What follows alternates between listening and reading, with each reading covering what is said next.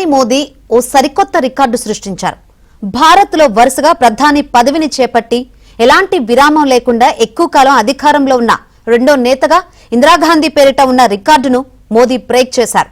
2014 మే 26న తొలిసారి ప్రధాని అయిన మోదీ ఇవాళ్టితో 4078 రోజులు పూర్తి చేసుకున్నారు.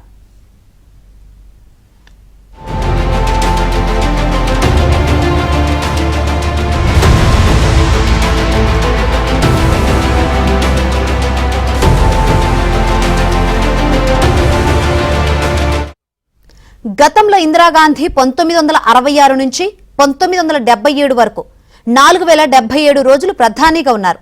దేశ మొదటి ప్రధాని జవహర్ లాల్ నెహ్రూ మొదట ఈ రికార్డు సాధించారు.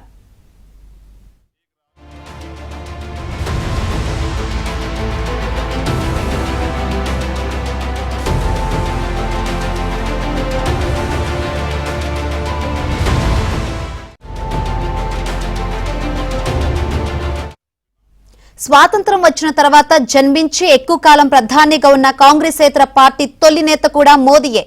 కేంద్రంలో 2 సార్లు పూర్తి పదవీ కాలాన్ని పూర్తి చేసుకున్న కాంగ్రెసేతర పార్టీ నేత కూడా మోదీనే. భారత్లో సీఎంలు, ప్రధానమంత్రులందరిలో వరుసగా 6 ఎన్నికల్లో ఒక పార్టీ పక్ష నేతగా ఎన్నికైన ఏకైక నేత మోదీ.